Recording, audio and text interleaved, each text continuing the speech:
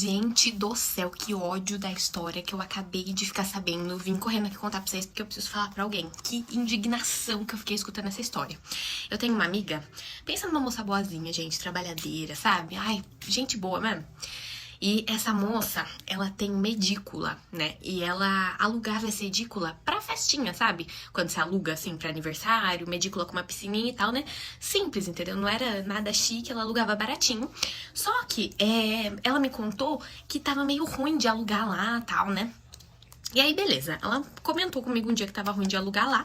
E essa moça, ela trabalha em um restaurante. E ela mora bem do lado, assim, do restaurante que ela trabalha, né? Encostado, assim. Ela arrumou o emprego porque ela era conhecida do dono, que é encostado, assim, colada a casa dela no restaurante. E ela comentou comigo que o que aconteceu? Chegou um dos clientes lá do restaurante, um dos clientes que tá lá toda hora pegando comida com eles e tal, né? E ela não era amiga do cliente nem nada, mas era conhecido, sabe? Quando a pessoa vai todo dia no seu estabelecimento, você acaba conhecendo a pessoa puxa um assunto e tal, né? Enfim. Quem trabalha sabe que é assim que as coisas funcionam, quem trabalha com o público.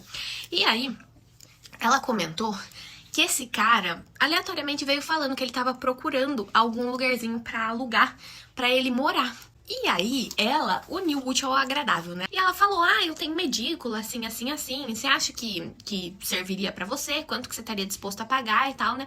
Só que ela falou que a edícula era do pai dela, junto com ela, não era só dela. E o pai dela não aceitava que alugasse sem ser por imobiliária. E aí, tudo bem. Ela ficou super contente porque o cara disse que não tinha problema, que se ela colocasse na imobiliária, ele não tinha problema com isso, ele alugaria com a imobiliária mesmo, que tava difícil de achar um lugar no valor que ele conseguia pagar, que se ela fizesse pra ele seria uma beleza e tal, né? E, gente, essa edícula dessa minha amiga é uma gracinha, assim, é simplesinha, mas é uma gracinha, tudo equipadinha, tem panela, tem tudo equipado, televisão, geladeira, fogão, porque ela alugava para as pessoas fazerem festinha, pra churrasco enfim, vocês sabem o que é uma edícula pra alugar. Ela tinha tudo lá, tinha cama e ela comentou isso com o cara, né? Ela falou, só que lá tá tudo equipado e tal, né? E o cara adorou, né? Ele falou que ele não tinha toda a mobília, né? Que faltava ele comprar algumas coisas. E pra ele tá mobiliado ia ser um benefício, né? Que ele toparia pagar R$ 200 a mais pra ela, pra que ele pudesse usar toda a mobília dela, né, e tal. E aí ela achou ótimo, porque R$ 200 a mais, o cara se disponibilizou a pagar pela imobiliária, que é o que ela precisava que fosse, né. Aí, beleza. Resolveu tudo lá na imobiliária, colocou a casa, deu certo, o cara alugou o negócio dela inteiro mobiliado. Ela tinha tudo lá dentro, tudo. Tudo simples, mas tinha tudo. E eu tô falando aqui desse negócio de imobiliária, que pra quem não sabe, quando você aluga por imobiliária, tem uma empresa intercedendo por você, né? Então, se acontece alguma coisa do inquilino, né, do cara que alugou a casa não pagar, a imobiliária tem que se responsabilizar e tal. É uma garantia de que você vai receber o aluguel, né? E é por isso que eles quiseram alugar pela imobiliária, né? Pra ter essa garantia, até porque o cara não era conhecido amigo dela, era só um cliente do lugar que ela trabalhava, né? Tô explicando pra vocês que não sabem como funciona esse negócio de aluguel de casa. Mas enfim, deu tudo certo com o aluguel, ela alugou a edícula pro cara, tudo certo, passou um mês, passou 2 meses, passou 1 ano e ela tinha fechado o contrato de 1 ano com esse cara, né, na imobiliária. E aí, quando passa, né, quando acaba o contrato da pessoa, a pessoa, quando aluga a casa, tem a opção de renovar, se a pessoa quiser, e se o proprietário da casa também estiver disposto a continuar o contrato, ou não. Acabou o contrato, a pessoa teoricamente tem que sair, senão ela tem que fechar um contrato novo para que ela fique no local. Nesse 1 ano que esse cara tava hospedado na edícula dela, ele continuou sendo cliente ali do restaurante, ele pagava tudo certinho, ela nunca tinha tido problema nenhum. Ela sempre foi muito simpática com o cara, ela tava trabalhando ali e o cara ia lá, um cliente que alugava um negócio dela e tal, beleza.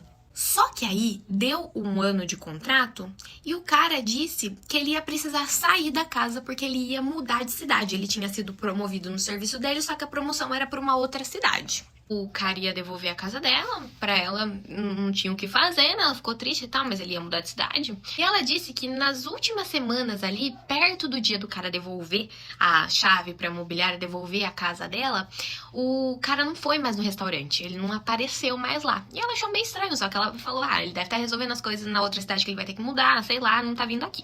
Aí chegou o fatídico dia que ela ia na imobiliária para receber a chave.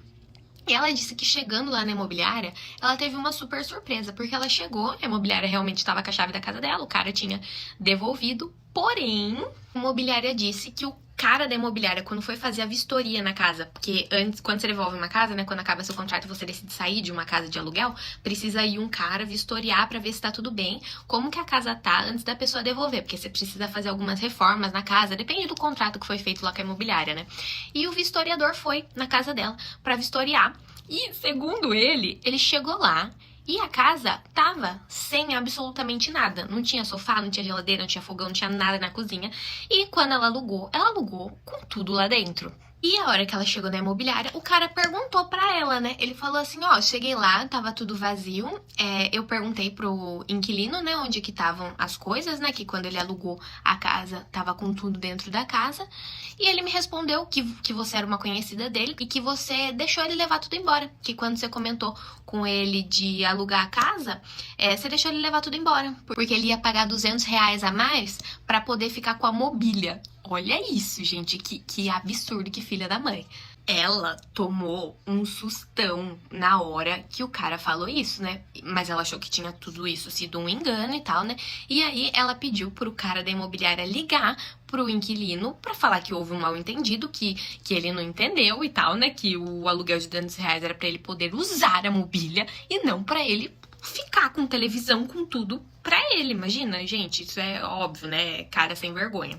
E aí, o cara da imobiliária tentou ligar pra ele, né, pra falar pra ele que a proprietária do imóvel tava lá falando que não, que ela não deu nada pra ele, que ela só alugou a casa com as coisas dentro e que ele tinha que devolver as coisas que estavam lá do jeitinho que tava no contrato, porque no contrato tava escrito que ele alugou o local com as coisas dentro. E aí, o cara, que era, tipo, super bonzinho, amigável, que ia comprar as coisas lá no lugar que ela trabalhava, ele falou assim no telefone, eu não vou devolver nada. E desligou o telefone.